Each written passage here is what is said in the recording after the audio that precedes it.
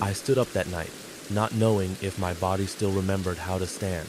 The man in front of me did not look surprised to see me broken. He had seen worse. Men like him always have.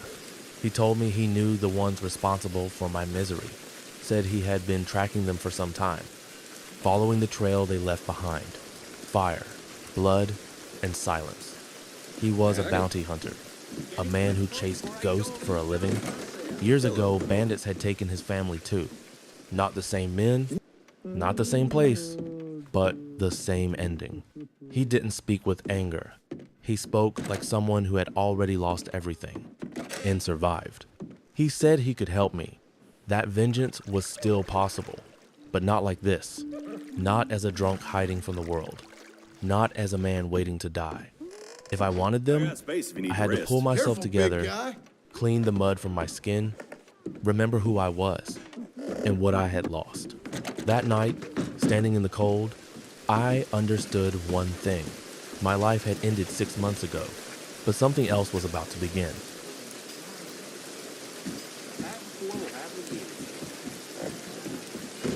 Good to see you, mister.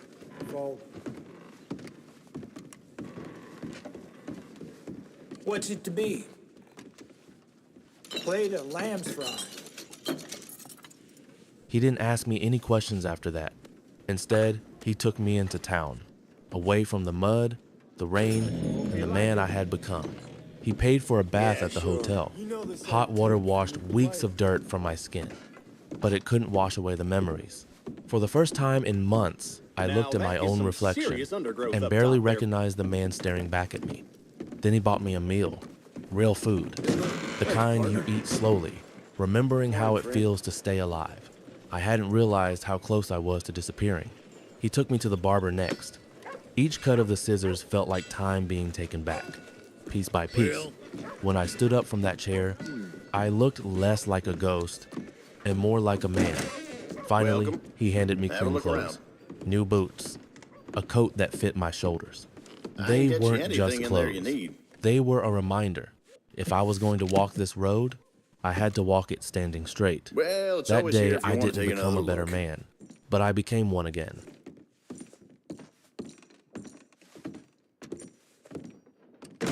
Thanks, mister. Morning.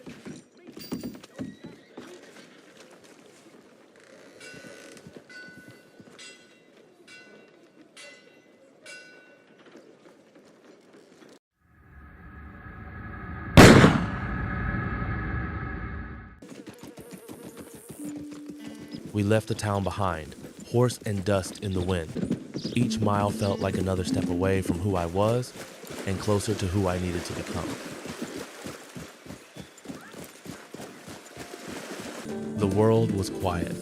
The wind whispered through the trees, but it didn't drown out the fire, still burning in my chest.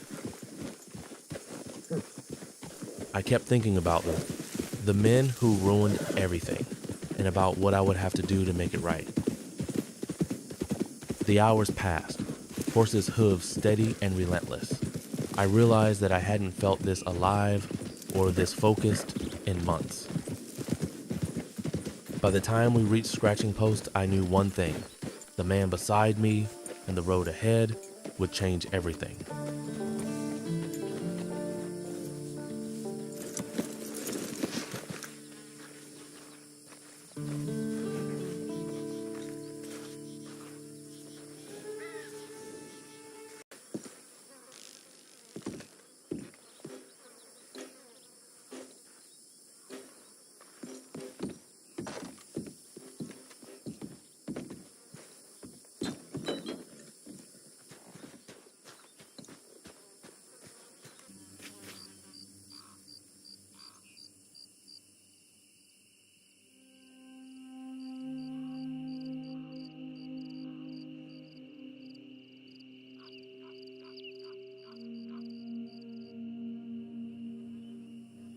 After we arrived, I settled in. The place was quiet, almost forgotten by the world. The next morning, I stepped outside. He was already waiting for me. Behind the house, he had built a shooting stand. Simple, functional, unforgiving.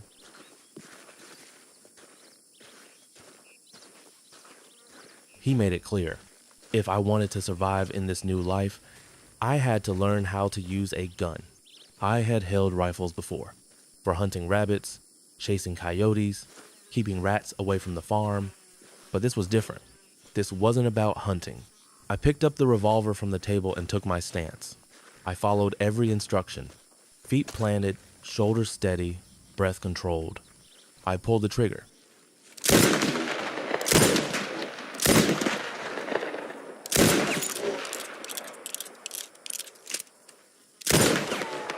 None of my shots hit the targets.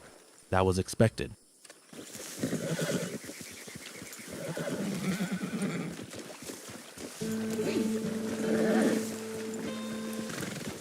Days turned into routine. Training at dawn, riding through the land, hunting, camping under open skies. Each day, my hand grew steadier, each shot closer.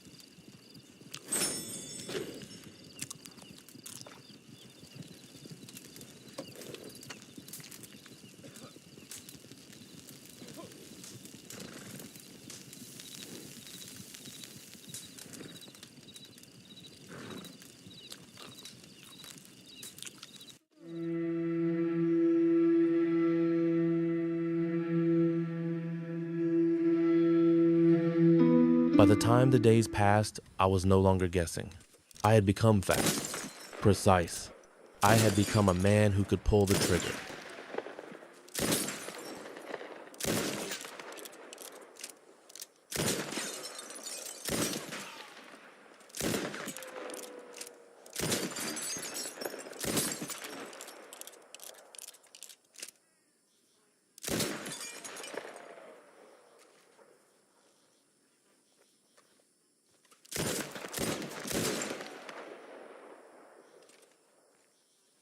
After that, we rode toward the old quarry. A gang had settled there, men who fed on fear and kept the town on its knees.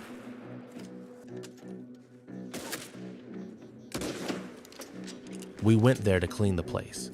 It was the first time death brushed against my face. Bullets tore through the air. Shots echoed off the stone walls. I was afraid, terrified, but beneath the fear, something else burned. Excitement.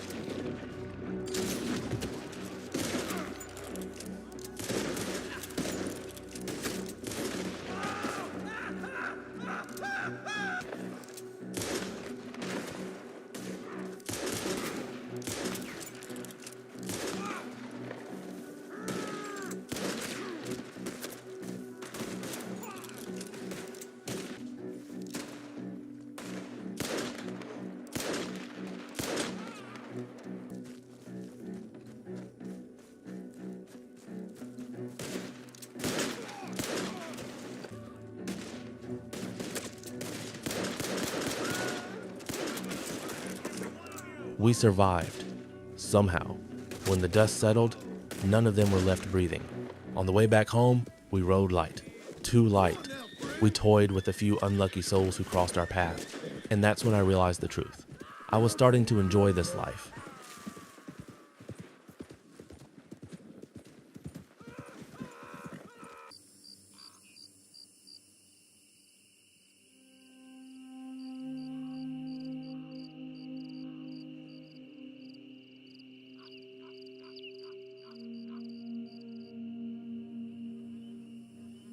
The days passed. Then one morning he asked me to follow him behind the house. We walked toward the shooting stand.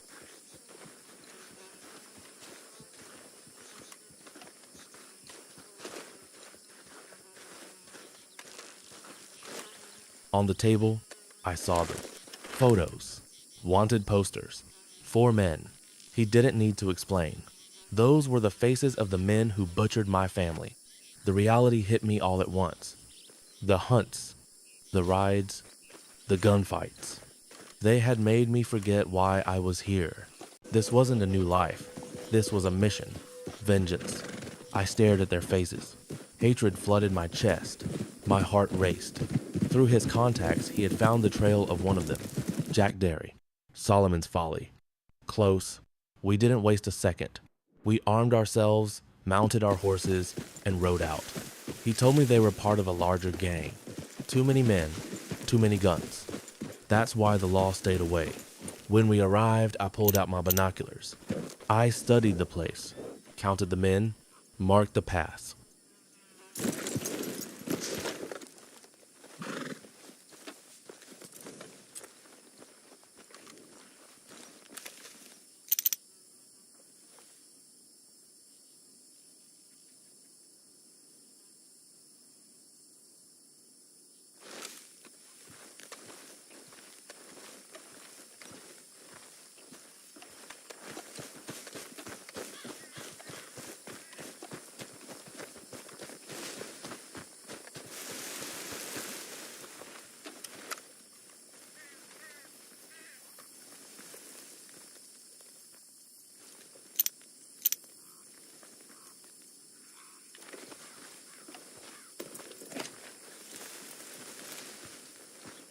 We moved in quietly.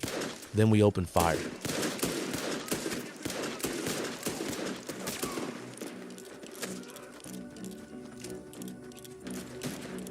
For the second time in my life, I killed men. And with every body that fell, I prayed it wasn't him. A bullet to the head would have been too kind.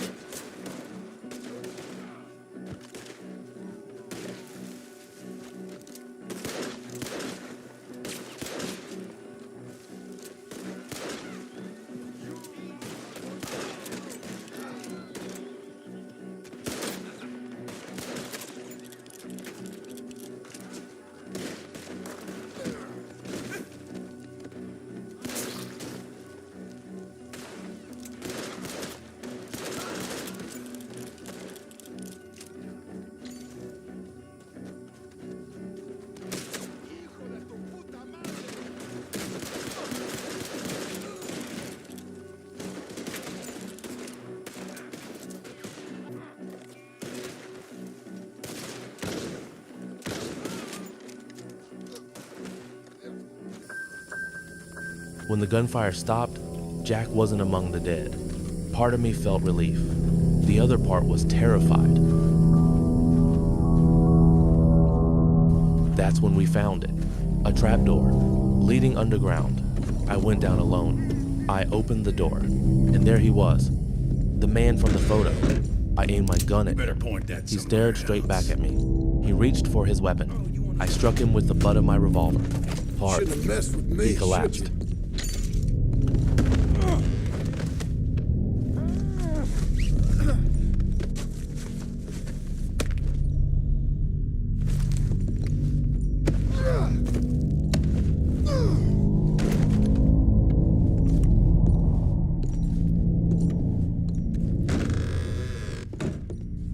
I tied him up and dragged him outside.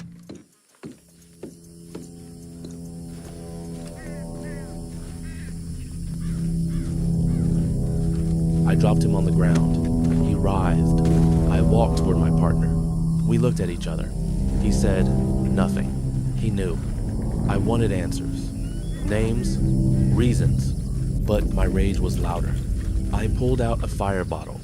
I wanted him to end the same way they ended my life. In flames, he screamed. The fire consumed him. Moments later, he was silent. Even after his death, the anger stayed. Killing him didn't bring peace. It only fed the fire.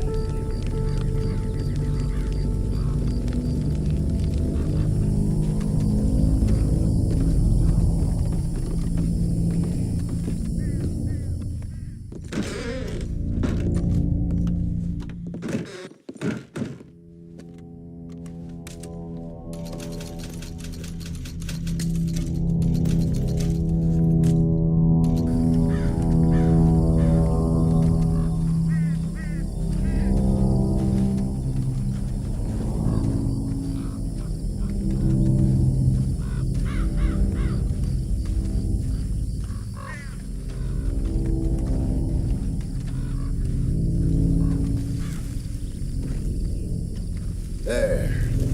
Let's go, girl.